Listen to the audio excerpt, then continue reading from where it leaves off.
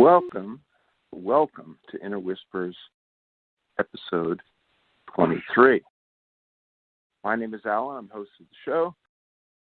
This show features April Crawford, who's a full-body, open, deep trance channel, and I would say one of the most adept in the world. And VERONICA, who's a causal plane entity, who's available in this rare medium. Now, before we get started, I want to say that a lot of people who are interested in these podcasts are interested in what I call "what about Alfie" questions. And that's not the kind of people who typically call in to VERONICA for consultations. And VERONICA's done well over 10,000. The difference in my mind is I'm interested in knowledge.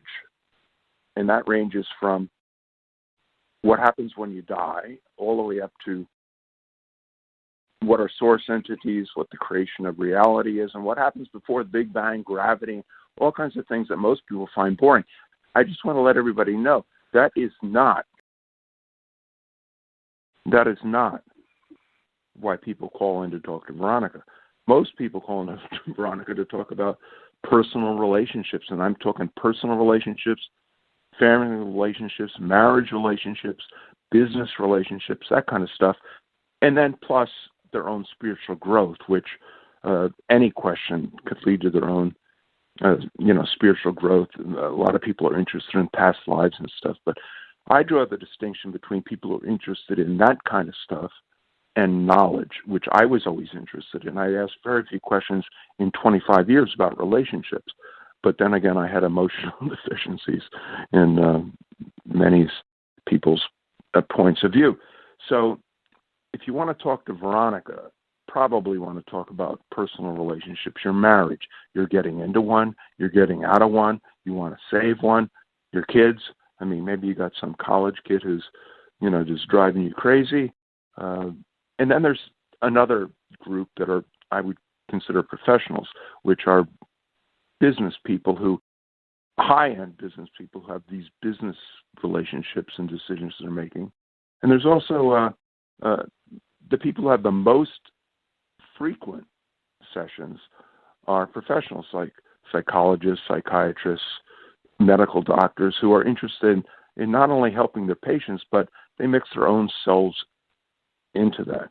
But by far and away, the most common people who ask for these kind of sessions and call in to VERONICA and want to talk about their own personal lives. They don't care about business. They don't care about,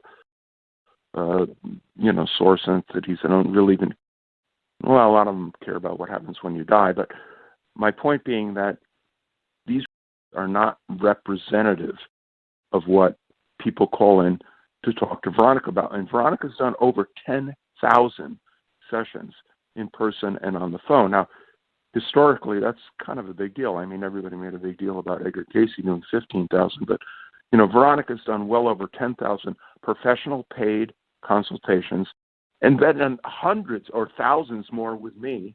And I'll just say that VERONICA's the tip of the iceberg with me. I've talked to many different kinds of entities and those who aren't entities. Anyway, I just want to make that clear that this is not representative of the reason that people call in to talk to VERONICA. And if you want to talk to VERONICA directly, you can. It's still available, but I don't know how long it's going to be available, so you might want to give it a shot.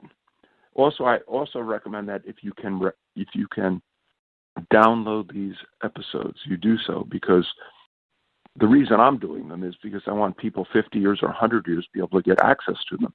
But it all costs money to keep these things on the web page up, and even our web pages. If we stop paying after we die, they're just going to shut them all down. So get this material down on your own personal computer, pass it along to your friends and to your kids and future generations. I want this to be available 50, 100, 200 years from now, because I believe it's totally amazing. So the format of the show is basically that April will say some few things about whatever she wants to talk about. Then VERONICA, who is a causal plane entity. Hold on for April. Hello, everyone. It's April. This is my little segment of the show that I get to do every week. And today I want to talk about gratefulness and appreciation and the difference between the two. I know myself, I have a lot of really good friends that do a lot of nice things for me that I appreciate. But then I'm also grateful for the environment that I'm in, that I created actually, and I'm grateful for my animals, and I'm grateful for my method of talking to you on this show. So I've been told that being grateful is a good thing, but actually being appreciative is probably a little bit more powerful and a little bit more empowering to those who, that you would appreciate. I start each day with the thought of, what am I happy about? What am I pleased with? What am I feeling today that can enhance all of that? And if I do have something that, bothers me, or I feel like I'm in a mood or something, I have at my desk, years and years ago, a friend of mine gave me a card that has a little girl on it with her hands on her hips, and she's kind of frowning a bit. And at the top of it, it says, snap out of it. And I keep that on my desk so that every day when I come in, whatever stuff I'm carrying along behind me or whatever I'm not appreciating or being grateful for, I take a look at this little girl every day and say, you're right, I got to snap out of this mode and get into a better one. And I find that keeping it here, and it's been on my desk for a good 30 years, is this little card. I've got it in a frame now so it doesn't deteriorate, but it is something that I think about a lot. And when I find myself getting into a mode or something weird, I tell myself to snap out of it. I'm in control of me, and I'm in control of what I'm going to create today. I just thought I would pass that along because that's pretty much how I do the channeling. That's pretty much how I do the show. I just decide it's going to go well and start talking. And start talking from a place of positiveness instead of negativeness. Thank you. And, Veronica comes in, which will take a few seconds because she knows we're doing these shows. We got a lot of questions and comments. Here's a question from Katie about all that is, and Seth, who's an entity that spoke exclusively through Jane Roberts, although there were many copycats. And she's asking she says, Seth mentioned all that is. And her question, I'm paraphrasing because there's a lot of questions, I can't read them all exclusively. All that is, and mentioned that there were other all that is in different universes. Is there a difference between source entities and all that is? Is all that is the source of all the other entities? Thank you for your consideration. Now, from my point of view, I'll tell you that all that is a euphemism because Seth didn't want to use the word God. And it's common in metaphysics. It's like all that is. But guess what? There's a lot more to different source entities than all that is. And not all source entities participate in this particular universe, of which there are hundreds of billions just in this Milky Way, and then hundreds of millions of galaxies in this particular universe. So all that is the question, and is that are there other all that is, which is kind of interesting because all kind of means all, right? Hold on, here's Veronica. Good day. And we just had the question about all that is, and we think source entities. Well, source entities are a consciousness. All that is the plane of existence that includes the source entities, but it also expands way beyond that. It is a universal kind of thing. It is also the energy that is sometimes perceived as God. And they're actually very different. The source entities are like within all that is. And all that is can be duplicated in other galaxies, other quadrants, other dimensions. So there's not really just one all there is, if you really want to get technical about it. Thank you, Veronica. And here's a question from Wilbert M. Stevenson. And some of this may be a little repetitive for what we've done in the past, and bear in mind there's been 22 episodes, 11 hours of content. But a lot of people just want more information about these two particular concepts, and also maybe this is the first time they've listened in. But can Veronica, this is from Wilbert, can Veronica explain what are past lives and simultaneous lives, bearing in mind that we have been told that there is no time? Past lives are not really past. They are more simultaneous. But because you're in a linear environment, and how the linear environment is made up, it's sort of like yesterday, today, and tomorrow. It's in a line, and that's why we call it the linear. There is a concept of things that have been completed, things that are in action, and things that will be created. So there's where the past, present, future kind of thing comes in. In actuality, it is indeed happening all at the same time. And simultaneous means all happening at the same time. So there's the definition of that. Thank you, Veronica. And here's a question from Ross, which seems to be a simple question, but it's actually one that I've wondered about, why scientists and people just accept this as a fact. And that is, why does an animal body require sleep? I mean, does anybody just take it for granted that all animals, essentially, other than a couple of sharks, require sleep? And I don't mean rest. I mean unconsciousness. They need to go it's like to go back to the pod. Scientific, science fiction movie would say, okay, you got to go back into the pod. Why does people have to lose consciousness every single night in order to exist? And I'm not just talking people. I'm talking all animals and probably most plants. Why does an animal require sleep? Well, first of all, the biology needs to regenerate. Biology only has so much fuel, so to speak, to get through the day. And when the body is taxed, it needs rest. When it completes a very full day of living, it needs time to regenerate. This also works well with the soulful energy, because the soulful energy also likes to go back into, say, the dream state, the astral plane, or some sort of dimensional space where they can continue to recharge themselves and to do the esoterical work that a soul needs to do while incarnate. I'll also mention that, in my opinion, you have to go back to your natural state to recharge. Everybody leaves their body at least once a night or several times a night to go back to where they naturally exist. And that means all animals, all plants. That's my personal opinion, and I do not speak for any entity. This is from Cindy, and her question is, these broadcasts are very educational, but they focus on answering questions submitted by listeners rather than taking students through the topic. Well, you want to do 6 years, 7 years, 10 years, 100 years? I've done 30 years. But such as a professor would do. With so many online classes available, is this something you might consider doing in the future? And the answer is probably not, because those are serious about it can talk directly to Veronica, and those who are really serious about it can come in and have like 30 or 40 consecutive in-person sessions, record them on video, and share them with the world. But the question, so anyway, we'll skip that question because I guess that was for me.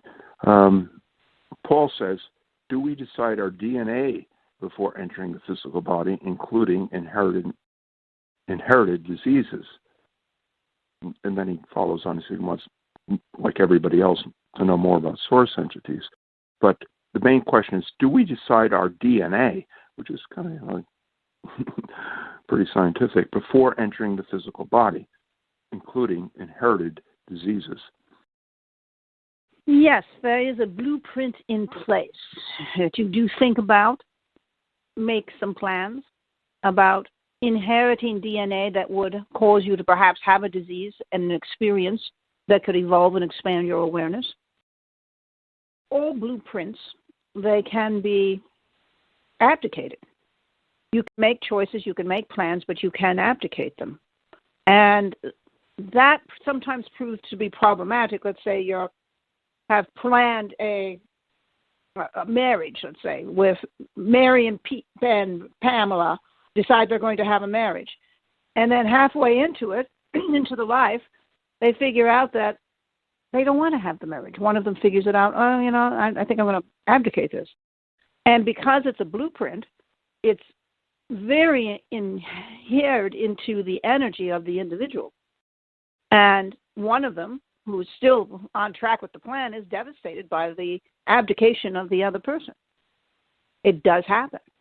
So you can have a blueprint. You can have all the things in place that provide you with parameters. But again, you can abdicate those parameters and decide to do something else. Thank you, Veronica. Here's a question from Sean. The question is, and this is amusing, it is sometimes explained that after we croak, we become of the primordial soup. Do we still retain the ego? Will I be able to communicate with my grandmother, already transitioned, or will be one with the source? So the separation and therefore the need to talk to a singular person will not exist. We have always maintained that all of you retain the individual experiences that you've had, and not just the one you're just leaving. Some of you have had a lot of past lives, and you retain all those memories. And if you've had 1,000 past lives, you retain all of the information and experience and relationships that you had in those past lives. We'd say that it's not something that you forget. Even if you connect with Source, you are still maintaining the integrity of all of your experiences. So there is a singular moment to it, but perhaps it's not so singular if you're retaining 1,000 experiences. That's not just one. So we'd say it's not a homogeneous, blended in kind of moment where you suddenly only remember just certain things. You remember everything. And you decide how you're going to do that. And if it feels good to you to manifest yourself in a form that Grandma remembers, and Grandma manifests herself in a form in a dimensional space that you remember, there's no reason why you can't have a hug, conversation, and a good time. Those things are available. The individuality does exist, and you do retain it. Thank you, Veronica. And here's a question from Ross, who tends to have always interesting questions and scientific in nature. And he says, is it possible to create a computer which is conscious and self-aware? A computer that is conscious and self-aware is something that does exist in some other quadrants and spaces. However, in this particular time frame, it is not quite available yet. And we do think it would be more artificial than spiritual, but we do see there's another space and time where a consciousness, like someone who would have been Stephen in another life, did take form in a artificial kind of environment. It's not something that is sought after, but there are some who would find it interesting because they don't want to have to deal with the body, but maybe they like to talk.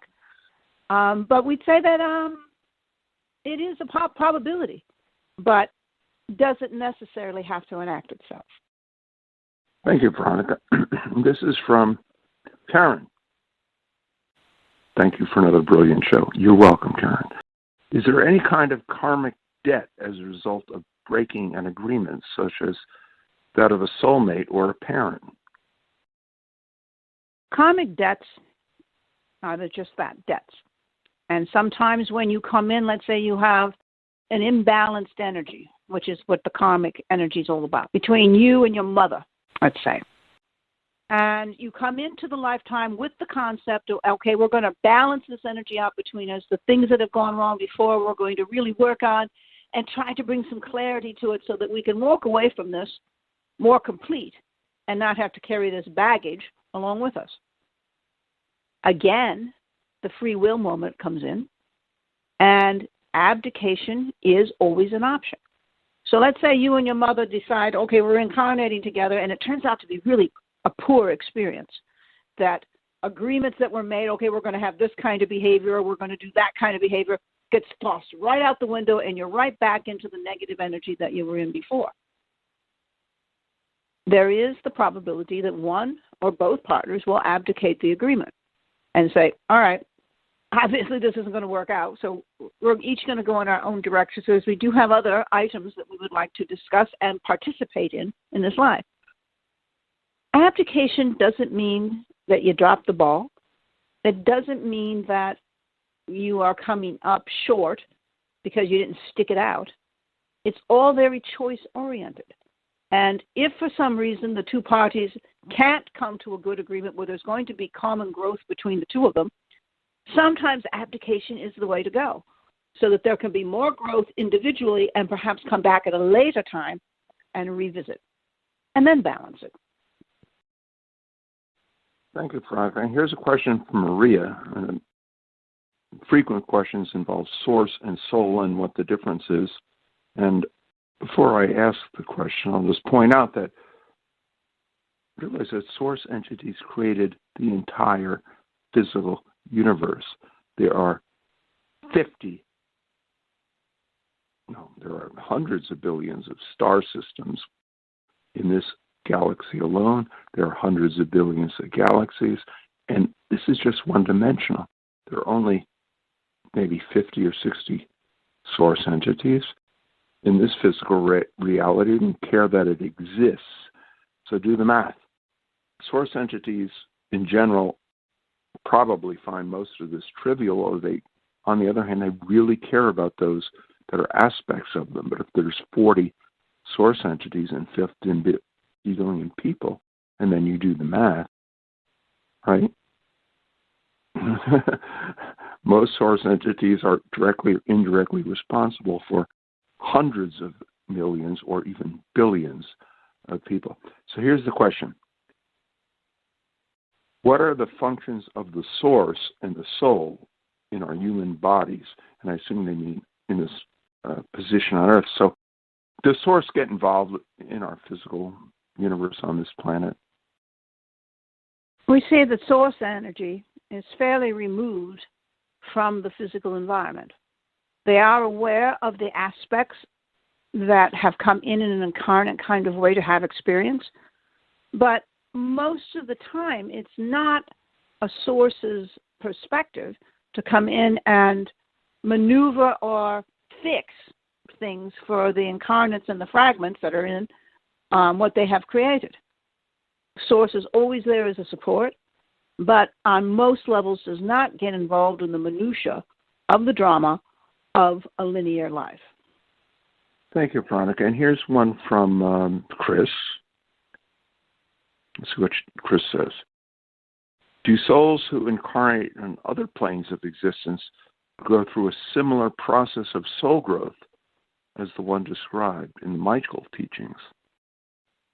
There are many different perspectives, and not just the ones from the Michael teachings, or there's thousands of other channeled energies that come in with perspectives. And it's not to say that anyone is right or wrong, because each one of them is coming from an angle of energy that is unique to a certain group of individuals. So there is no definition exactly about what's right and wrong. There is, though, the concept that there is multi-viewpoints and multi-levels that all of the energies participate in, and thus all of you participate in. Thank you, Veronica.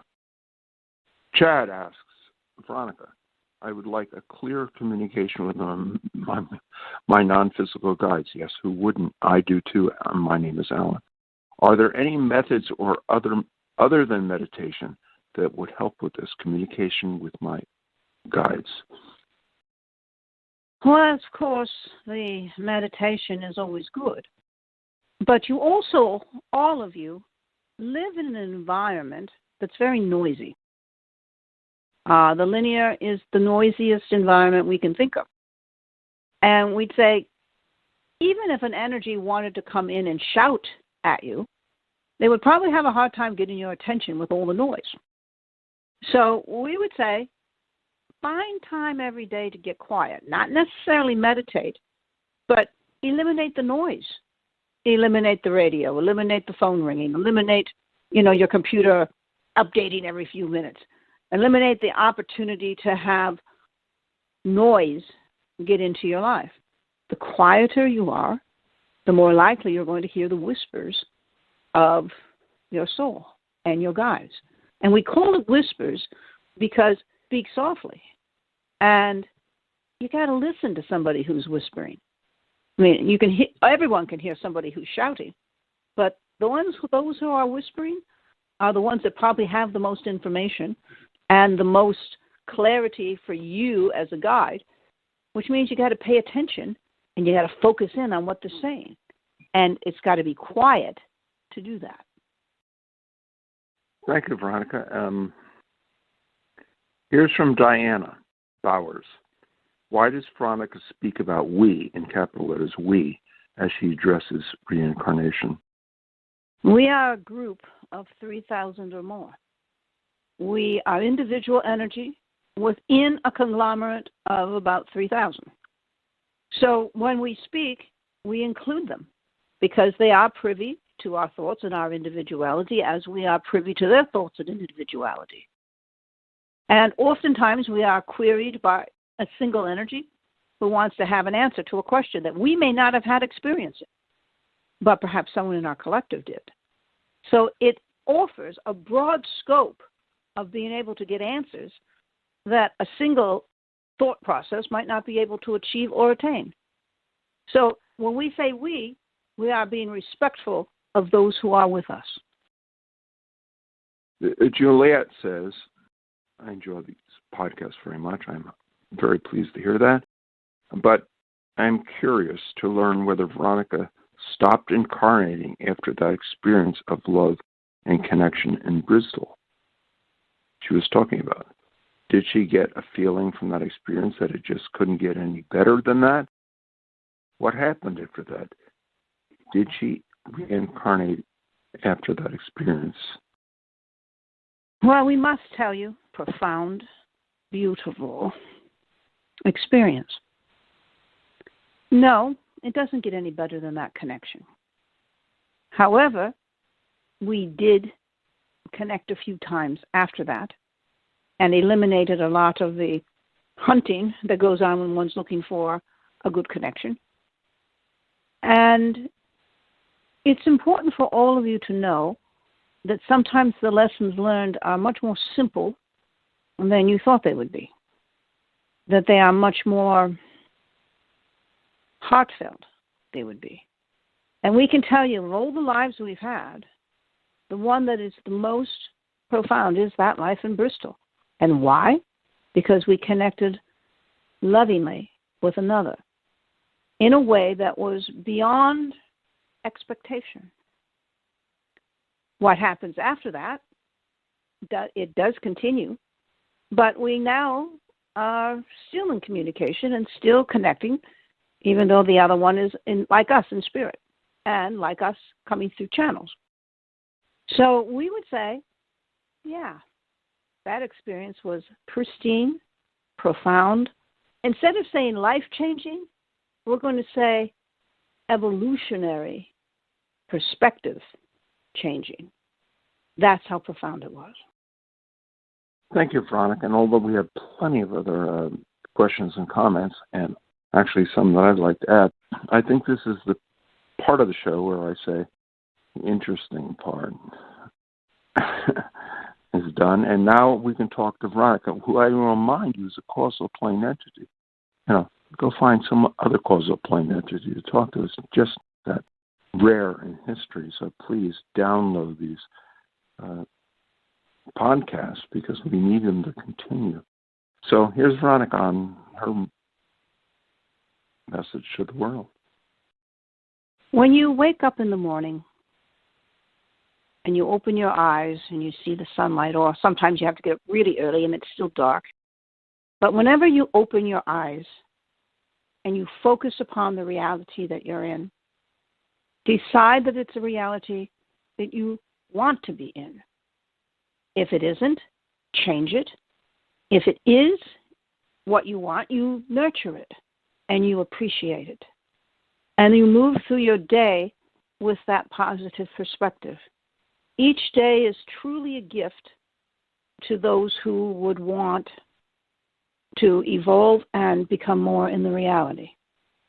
Decide today that you're going to commit to the looking at your world and deciding what's okay in it and embracing what's okay in it, and setting aside what's not okay, setting aside the moment that creates an atmosphere for you that might not be so positive. Wake up each day and decide going to be a good day. And whatever crosses your path, dismiss the negative and embrace the positive. Okay, so thank you very much, and I don't expect anything, but I hope you'll all visit us the next episode 24. But there are a couple things I wanted to tell you about, and that is we're looking for ways to change the format. We've had 23 episodes, over 11 hours of content, very unique content. I mean, go look up Edgar Casey or Seth and find out if you find anything remotely close to this. But we need to shake it up. And so we're looking for new formats, which will include possibly hosts who have completely different perspectives than I do. Alan, who's, look, I'm not interested in the kind of emotional stuff that a lot of people, most people, are interested in. I'm interested in, what it's all about. Healthy stuff, but that's like 10% of what people call in to talk to Veronica about. So we may have guest hosts, we may have a different format, we may have, instead of 30-minute sessions, we have 15-minute sessions, we have hour sessions. So it's going to change. But what I highly recommend is that if you're interested in this stuff, you download it onto your computer, because let's face it, after we're dead, it's not going to exist. It costs money to put this directly. I usually say go to aprilcrawford.com or go to amazon.com. But I'm going to tell you directly, here's how you can do it.